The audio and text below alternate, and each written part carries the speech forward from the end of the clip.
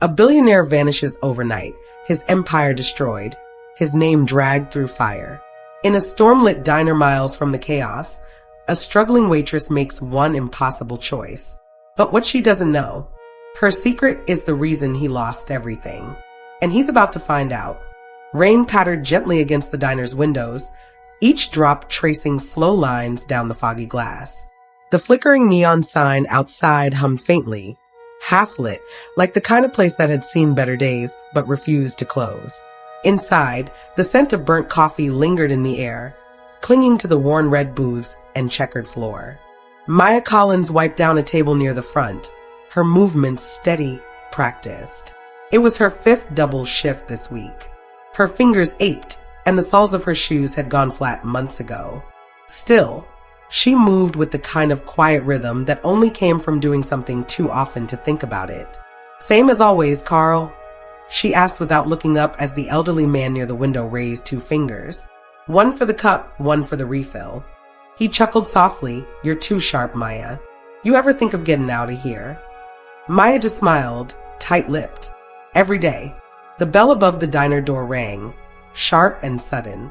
She turned, expecting a regular or maybe a trucker on his way out of town. But the man who stepped inside wasn't like anyone they usually saw around here. His tailored jacket hung too loose on his shoulders, soaked and darkened by rain. His shoes, expensive, once polished, were caked with muddy slush. But it wasn't the clothes that caught her breath. It was his face. People had seen it on magazine covers, tech interviews, and stock market headlines. Landon Hartley, the billionaire who once built a tech empire from nothing, now walking into a no-name diner on the edge of a dying town like a ghost looking for a grave. He didn't speak, just glanced around, eyes glassy, like he couldn't remember why he came in. Then he slid into the corner booth, table 5, and folded his hands like he was waiting for something that wasn't coming. Maya hesitated behind the counter, cloth still in hand. Her heart beat faster and not from nerves. Everyone knew what had happened. Corporate betrayal. A scandal worth billions. Stocks collapsing like dominoes. The man had vanished for weeks. And now here he was in her diner, soaking wet, silent. "Should I call someone?" her manager whispered from behind. "He's trouble. You want paparazzi showing up?" "Bad press is still bad." Maya didn't answer. Instead, she poured a fresh cup of coffee, the steam rising into the stale air like a question. Then, without a word, she walked over and placed it in front of him. He blinked up at her, like he'd forgotten how to be looked at. "You looked cold," she said softly. Landon stared at the cup, then at her. "Do you know who I am?" Maya nodded once. "Everyone does. Doesn't mean I know you." A beat passed. His jaw tightened slightly, the kind of defensive twitch someone makes when they're used to being hated. Or hunted. He didn't thank her. He didn't smile. He just lowered his eyes to the coffee and whispered, "No one's spoken to me like that in months." Maya set the pot down gently. "Well, you're not a headline in here. Just a guy who's dripping on my floor." That pulled a tiny breath of something. Was it relief? A smirk? From his lips. It vanished almost instantly, like he remembered he didn't deserve to feel it. And as she turned back toward the counter, she felt it. A strange shift in the air, like fate had just taken its seat at table 5. The rain hadn't stopped. It tapped gently on the roof, steady as a metronome, as the diner settled into its usual evening lull. A low hum of old country music crackled from the jukebox in the corner, mixing with the occasional clink of cutlery or the soft mutter of conversation. But table 5 stayed quiet. Maya worked the counter, slicing lemons for the iced tea no one really ordered anymore. Her hands moved automatically, but her thoughts kept circling back to the man in the booth. Landon hadn't touched his coffee. He just sat there, hunched forward, elbows on the table, as if the weight on his shoulders was pulling him closer to the surface of the table. Like gravity itself had it out for him. Maya glanced up as Carl passed by on his way out. He leaned close and muttered, "What's someone like him doing in a place like this?" "Maybe he's just tired," she replied, not looking up. Carl raised a brow. "Tired don't make you disappear for weeks." She didn't respond. She remembered what it was like to disappear. The months after her dad died, when her world felt like it had fallen into a deep silence no one else could hear. That quiet, desperate kind of grief, the one that doesn't cry, doesn't scream, just sinks, drowns. Maya wiped her hands and walked toward table 5. Still warm, she said, setting down a fresh coffee in place of the untouched one. Landon looked up. His eyes were bloodshot, not from crying, she could tell, but from holding it in too long. There was a difference. The kind of weariness that came from staying strong too long. For too many people who expected too much. I didn't order another, he said. I didn't ask if you did. She turned to leave again, but he stopped her with a question so soft she barely heard it. Why are you being kind to me? Maya paused. For a moment, she wasn't sure how to answer. She sat across from him just for a second and leaned her arms on the table, mirroring him. Because when you walked in, she said slowly, you didn't look like a billionaire. You looked like a man who needed someone to see him. And I know what that feels like. Landon studied her, as if trying to read between her words. There was a flash of something in his face. Surprise. Maybe. Suspicion. But underneath it, something softer. Raw. You're the first person who hasn't asked me what I did wrong, he murmured. Maya looked down at the cracked surface of the table between them. That's none of my business. Silence stretched again. Then, in a low, tired voice, he asked, what's your name? Maya. He nodded, like he was trying to remember how to store simple, human details again. I used to think I understood people, he said. I thought I built everything on trust. But when it all collapsed, there was no one left. Not even me. Maya didn't offer sympathy. She didn't try to fix it. She just said, yeah, that happens. And maybe it was the way she said it, not cold, not dismissive, just true, that made him lean back, close his eyes for a second, and let out the smallest breath of surrender. It was just another Tuesday at the diner. But for the man at table 5, it was the first time he wasn't alone. The door opened again, this time with a loud creak, letting in a gust of wind and 2 new customers. Locals, the kind who came in just to warm up and whisper. Their eyes locked onto table 5 like vultures spotting a wounded animal. Maya noticed immediately. Landon didn't flinch. He was too used to the stares by now. But she saw how his hand curled slightly under the table, tightening into a fist. The whispers started softly. Is that really him? Thought he fled the country. I heard he stole from his own company. Maya turned her back and kept wiping the counter, trying to ignore it. But her boss, Vince, stormed in from the kitchen, apron spotted with grease, face red and tight. Maya, he hissed under his breath. You need to tell him to go. She didn't look at him. He hasn't done anything. We've got a business to run, Vince snapped. If he brings heat here, we're finished. You think I can afford this place going viral because you want to serve some washed-up billionaire. Maya turned slowly, eyes steady. He's a paying customer. Vince scoffed. Is he? You check his wallet lately? Guy's a headline, not a guest. We don't need trouble. We need normal. But trouble had already found them. One of the customers walked past Landon's table. Hey, Hartley, right? How's it feel watching everything burn down? Landon didn't answer. He just stared out the window, rain streaking down like a slow bleed from the sky. Maya walked over before things got worse. You okay? She asked gently, crouching beside the table instead of towering over him. He didn't look at her. I don't belong anywhere anymore. Her heart clenched. There was something about hearing that not from a drunk or someone worn out from factory work, but from him, the man everyone once wanted to become. She reached into her apron and pulled out the check. She'd written the total neatly, folded it once, then paused. Her pen hovered. On the back, she scribbled a few simple words. You still look like someone who needs a second chance. She placed the folded slip on the table and stood. It's on the house, she said. Landon picked it up slowly, reading the note twice. His hand trembled slightly. Then he looked up at her as if trying to speak, but the words weren't ready. Instead, he asked, why would you do that? She gave a soft smile. Because I've had days where I wish someone would do the same. Then she walked away. She didn't want to watch his reaction. Didn't need to. What she didn't see, what no one did, was that Landon stared at that note like it was the last honest thing anyone had given him in years. And in that moment, something in him cracked, not with pain, but with hope. A spark. Tiny. Flickering. But alive. Night deepened. Most of the customers had cleared out. The rain hadn't let up, and the parking lot shimmered with reflections, neon reds and yellows dancing in puddles under flickering signs. The diner felt quieter now. Not empty, just calmer, like the world outside had finally stopped spinning for a minute. Landon was still at table 5. Maya refilled the sugar containers, humming softly under her breath. She kept glancing his way, not because she was worried. Something else pulled her attention. Curiosity, maybe. Or the simple ache of seeing someone who looked as tired as she felt. Eventually, he spoke again. I can't remember the last time I sat somewhere and didn't feel like I had to explain myself. Maya raised a brow as she poured a fresh cup of decaf and slid into the booth across from him. That what you're doing now? He gave a dry laugh. No, I don't think I have anything left to explain. A silence settled between them. Not awkward, just real. It hung in the space like old dust. Then he leaned back, folding his arms across his chest, eyes on the stained ceiling.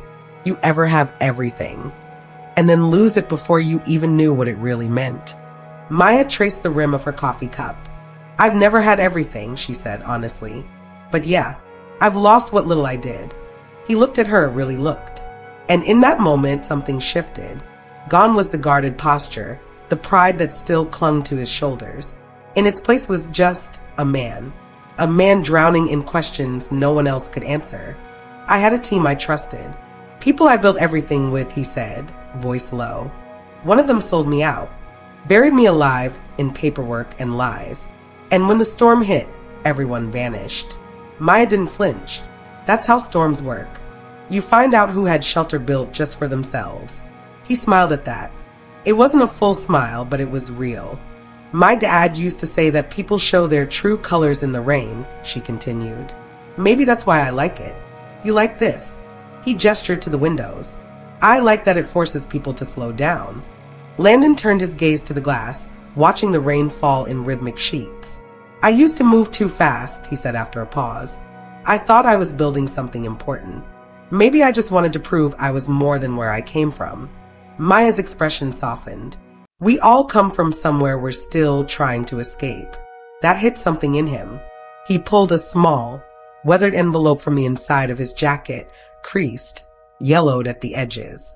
I've had this for years, he said. Never opened it. It's from the man who started the chain reaction. The one who betrayed me, or maybe tried to save himself. I don't know anymore. Maya blinked. Why haven't you read it? Because if I do, it becomes real. And I'm not sure I want to know who I've been hating all this time. She leaned forward, voice gentler than before. Maybe it's not about him. Maybe it's about finally letting go. He looked at her like he'd never considered that. Like the idea of healing had never been on the table before. For a moment, they just sat there, two strangers with everything stripped away but the truth. And outside, the rain kept falling, washing away the noise, leaving only what mattered. The diner lights buzzed softly above them, casting a faint glow over the old wood table between Maya and Landon. Outside, the rain had slowed to a drizzle, but inside, the air felt heavier, like something was about to break loose. Landon stared at the envelope in his hands. His fingers hovered at the edge, trembling slightly. Not from fear exactly, more like the weight of years pressing down all at once. I don't even know why I kept this, he murmured. Maybe some part of me hoped it wasn't as bad as I thought. Maya didn't say a word. She just sat with him, present, still, that kind of quiet that doesn't ask for answers, but holds space for them anyway. He ran his thumb across the faded handwriting. It read, "To Landon when you're ready to understand." Finally, he tore the flap open. The paper inside was old, folded carefully, ink slightly smudged. He unfolded it slowly, eyes scanning line after line. And then he froze, his face drained of color. His lips parted, but no sound came out. Maya leaned in, concerned. Landon. He looked up at her, stunned. It was your father, he said, voice hollow. He's the one who gave the board the leverage they needed to oust me. He leaked everything. Maya blinked, confused. My what? He held out the letter, hand still shaking. Your dad, Joseph Collins. He was one of my earliest investors. Quiet partner, silent board seat. I never even met him in person. But he sold his shares in secret, leaked documents that made me look unstable, corrupt, all to protect his own failing investments. Maya felt the room tilt for a second. No, that can't be right, she said, though her voice was already cracking. Landon's eyes softened, but his hand stayed clenched. He wrote that he regretted it, that he thought it was the only way to save your family. Said he wanted to come clean, but he died before he could. Maya stood up slowly, backing away from the table. Her heart thundered in her chest. She remembered her father's long absences, the sudden influx of money that no one explained, the hospital bills that were magically paid. She remembered the look on his face the last time he tucked her in, like he was already saying goodbye. She turned away, hand pressed to her mouth. He was trying to protect me, she whispered. Landon rose, but didn't move closer. I hated him for years. I blamed him for destroying everything I built. And I worshipped him, she said, voice breaking. Silence stretched again, but this time it was different. Not calm, not reflective, just raw. Pain met pain in the space between them. Then Maya sat back down slowly, her hands folded tightly in her lap. I'm sorry, she said. Landon shook his head. No, I should be. You didn't do any of it. And maybe I needed to read that, to finally stop carrying someone else's sins like they were mine. Maya met his eyes. Maybe we both did. They sat there for a long time. Nothing left to hide, nothing left to hold back. Just two people, stitched together by a secret neither of them asked for, but both of them needed to release. The rain had finally stopped. The silence it left behind felt almost too big for the little diner. Like the world had paused, waiting to see what would happen next. Maya sat quietly, her gaze fixed on the napkin dispenser. She wasn't crying, but something in her expression looked like the moment after tears, when everything just settles. Landon rubbed the back of his neck. I didn't come here looking for closure, he said. I came here because I didn't know where else to go. She glanced at him. Her voice was low but steady. You think I did? You think I chose this town? This job? He let out a short breath. Not laughter, just something close. No. I think we both ended up where we didn't want to be, for reasons we didn't understand. For a moment, they just sat in it. The truth, the weight of it, not crushing, but grounding. Then Landon reached into his coat again and pulled out something small, a napkin, folded and scribbled on. He laid it gently on the table between them. I don't want to rebuild what I lost, he said, voice firm but not cold. But I want to build something better, with better people. Maya blinked down at the napkin. It wasn't a business plan. Just 3 words, handwritten in ink that was starting to smudge. No more pretending. She looked up at him, startled. He continued, You gave me that when you slid me the check earlier. That note? That gesture? It wasn't just kindness. It was real. Her throat tightened. I didn't do it for anything in return. I know. That's why it mattered. His eyes locked with hers. You know people. You read them.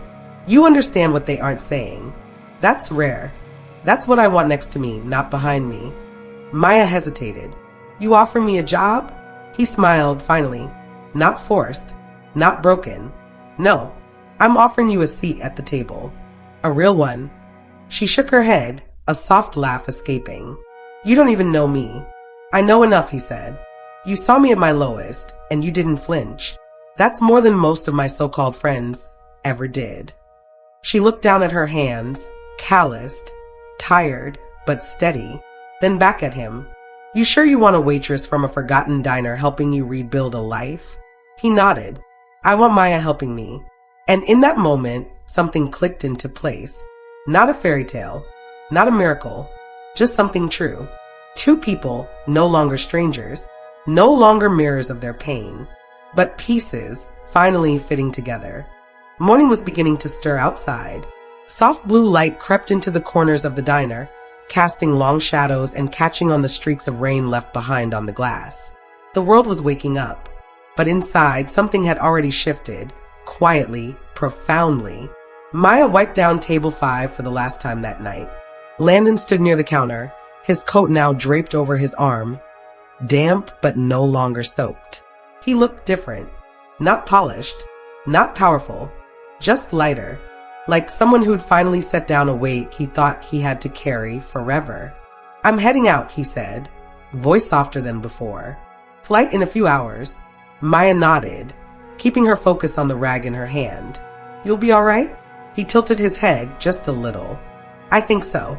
And I mean it, what we talked about. I'm serious." She looked up, and this time she smiled, not the forced kind, not the polite kind. The real kind. Tired, maybe, but honest. "I'll think about it," she said.